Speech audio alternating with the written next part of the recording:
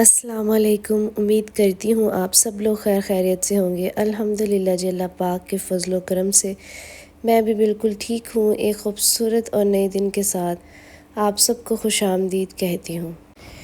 ایک عورت کی میچورٹی یہ ہے کہ اسے پتہ ہونا چاہیے کہ با کردار ہونا خوبصورت ہونے سے کہیں زیادہ اہم ہے۔ چہرے کی خوبصورتی چند لمحوں کی تعریف پاتی ہے اور چہرے کی خوبصورتی ایک نہ ایک دن ختم ہو جاتی ہے۔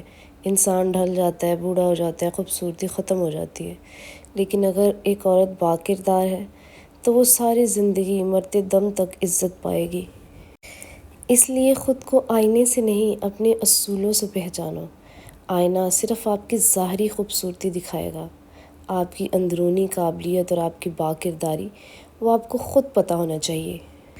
ایک عورت کو آزاد ضرور ہونا چاہیے، اپنے پاؤں پہ اپنی قابلیت کے مطابق ضرور کچھ نہ کچھ کرنا چاہیے، لیکن پاؤں میں جو جوتیاں تربیت کی پہنے وہ اسلامی اقتدار، ادب، تمیز اور اچھے برے کا ضرور اسے پتہ ہونا چاہیے۔ صرف اور صرف دنیاوی کامیابی، دنیاوی تعلیم حاصل کر لینا اور فیشن میں پیش رہنا، آگے نکل جانا، یہی اصل کامیابی نہیں ہے۔ ہم شروع دن سے ہی صرف مردوں کی بد کرداری پہ بات کرتے ہیں کہ مرد ایسے ہوتے ہیں، مرد ویسے ہوتے ہیں۔ ظاہری سی بات ہے، مرد عورتوں کے ساتھ ہی جو ہے وہ انوالو ہوتے ہیں، غلط ریلیشن شپ میں ہوتے ہیں، کسی مرد کے ساتھ تو نہیں ہوتے۔ تو پھر اتنی ہی فکر عورتوں کے کردار کی بھی ہونی چاہیے جتنی ہم مردوں کے کردار کے بارے میں بات کرتے ہیں، اس سے کہیں زیادہ ایک عورت کے اچھے کردار پہ بات کرنی چاہیے، کیونکہ ایک عورت وہ ہستی ہوتی ہے جس نے تربیت دینی ہوتی ہے آنے والی نسلوں کو۔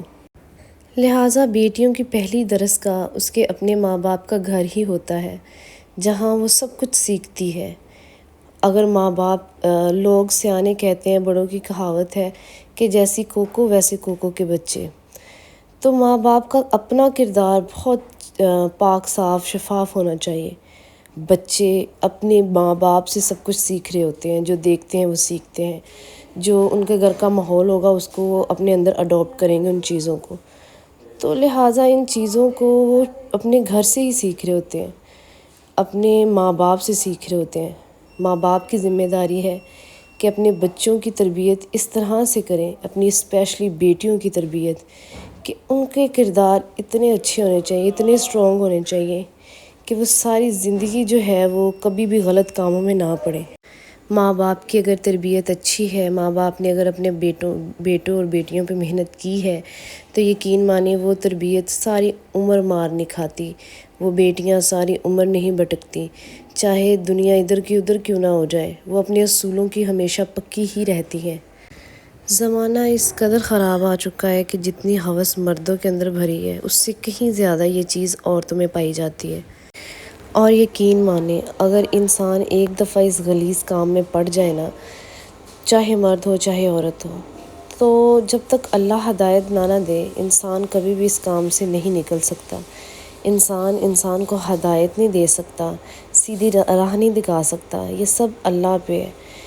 بس ایسے لوگوں کے حق میں دعا ہی کرنی چاہیے، کبھی بھی رسک نہیں لینا چاہیے کہ ہم ایسے بندوں کو بٹھا کے، ایسی عورتوں کو بٹھا کے ہم سمجھا دیں کہ تم کس قدر غلط کام میں ملوث ہو۔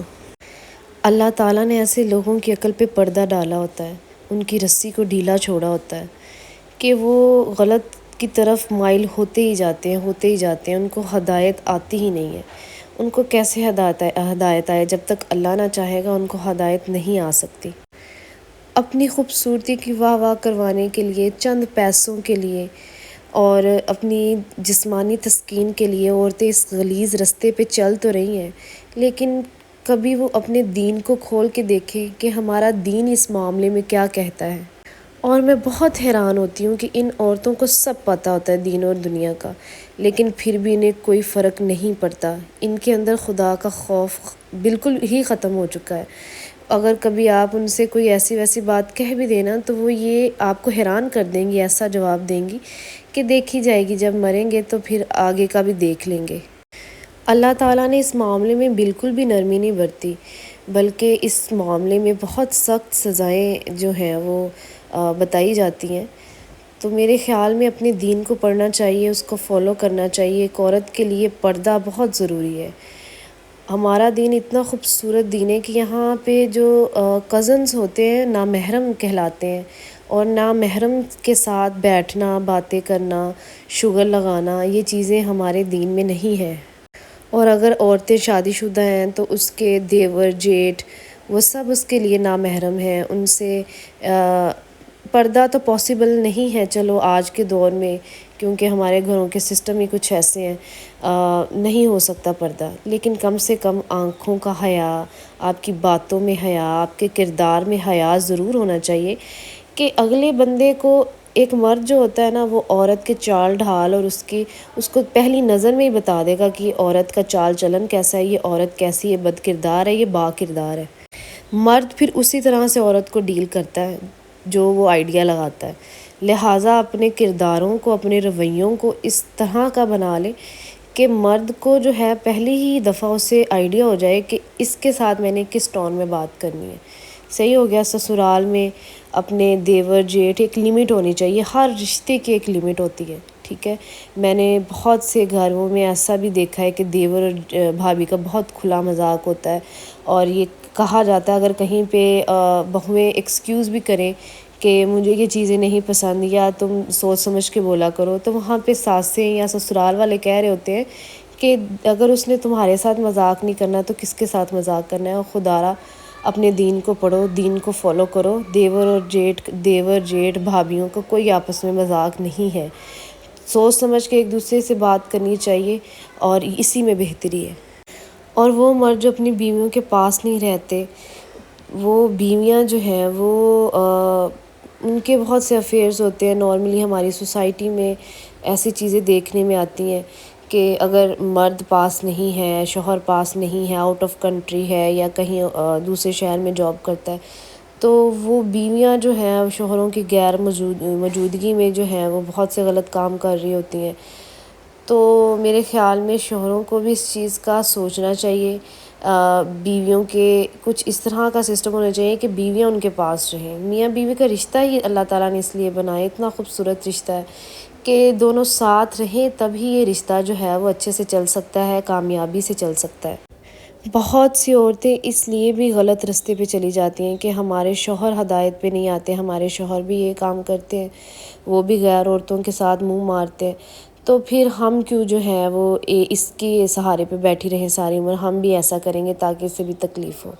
اور یقین مانیں یہ میری اپنی زندگی کے دیکھے واقعات ہیں جو میں آپ کو بتا رہی ہوں کہ ایسا بھی ہوتا ہے۔ ہمارے معاشرے کے اندر بہت کچھ ہو رہا ہے، بہت سی عورتیں اپنے شوہروں کو دیکھ کے بگڑ رہی ہیں کہ وہ سیدھے راستے پہ نہیں آتے تو ہم بھی جو ہیں وہ اسی لائن پہ چلیں گے۔ پھر مجھے سمجھ یہ نہیں آتی کہ قبر تو آپ دونوں کی علیحدہ علیحدہ ہی ہوگی، اس نے اپنے نامہ اعمال کا حساب دینا ہے، آپ نے اپنے نامہ اعمال کا حساب دینا ہے۔